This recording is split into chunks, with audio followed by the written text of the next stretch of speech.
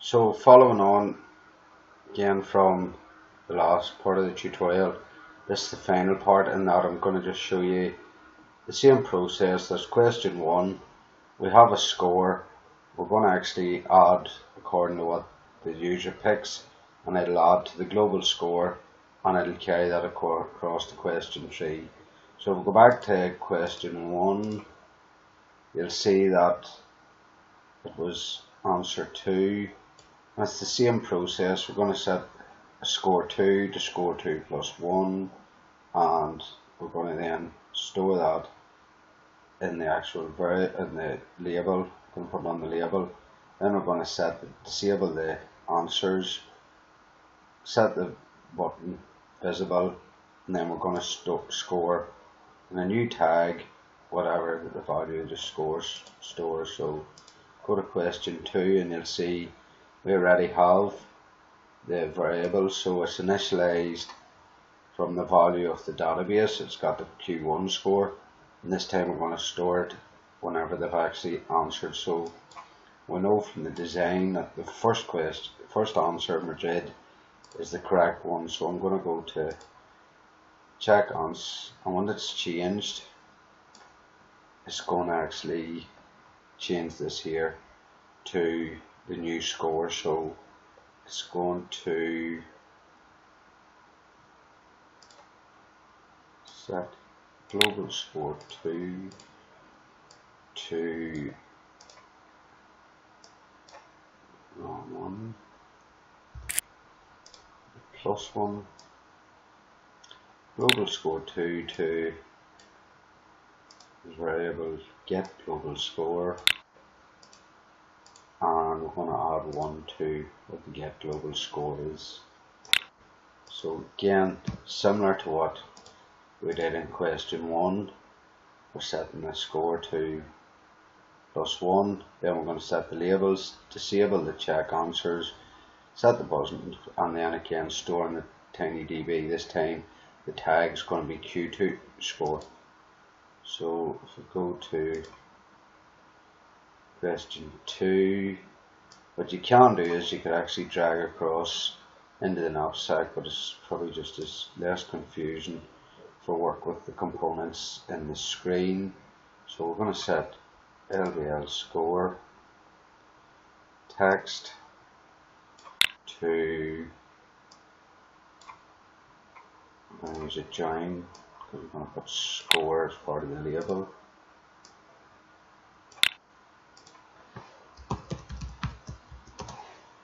And the join is going to have the variable, so we're going to get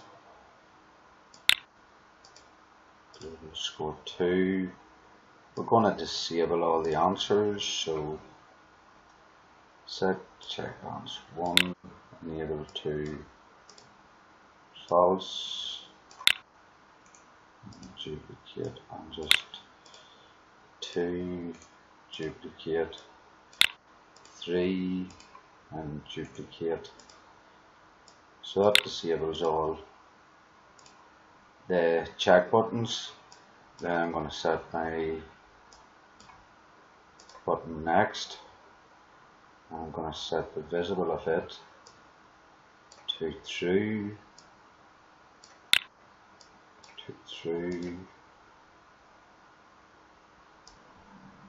and if we go back to question 1, you'll see, which is good when you're designing, you can go back to question 1.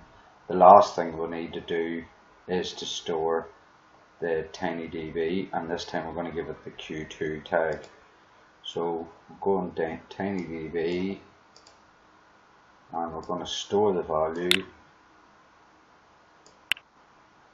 onto this button.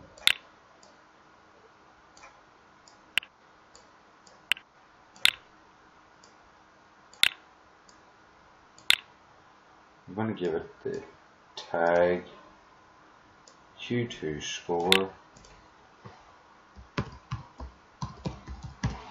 and we're going to, the value is going to be the global score 2, and again this will carry over to question 3. So I'm going to go back to my question 1 and I'm going to run my emulator. Question 1. So my emulator is loaded. I'm going to get the first question right.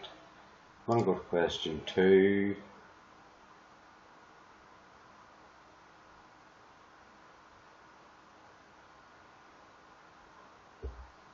On question 2, you'll see the score is 1. I'm going to get the correct answer, which is check answer, and you can see that the score now is added 1 because it's got the value from the database, which is ready 1, and it's adding 1 to it in this new variable, and that becomes 2. So what you want to do now is go through the process that we did before, disabling all the buttons, putting the 0, and when you go to question 3, if you've got 2 correct answers, then 2 should be the score that carries across, and add 3.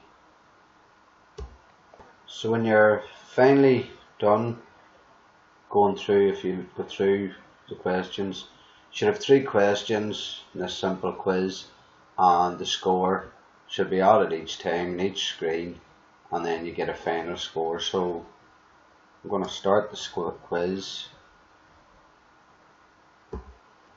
Question 1 is loaded up, so I'm going to select London and go to question 2. In question 2, you'll see that the score 1 from the first question is there, so I'm going to do the right answer here and go to question 3. Question 3 has carried the score across as 2 because I got question 1 and question 2 right. And in question 3, I'm going to put hours, and then give me the score of 3. I finish, and you'll see my final score is 3. And if I click try again, it'll bring me back to question 1. You can see the score variable has been initialized back to 0. And so this finishes simple tutorial for a simple quiz. What you might do is, now that you've got a bit more confident, you could use tools like go back to the designer. You might want to use something like a clock. You could drag a clock in, use a countdown variable that counts from 5 back to 0. If it's at 0, then basically it adds 0 to the total in the blocks. So 0, the global total, the score variable would be score variable plus 0. All the check boxes would be enabled, and the visible button would appear, so it means that you wouldn't get any score. So it's a simple using a clock timer to count down from 5, 4, 3, 2, 1, and as soon as it gets to 0, you will actually then time out. So thank you, and I hope you've enjoyed the tutorial.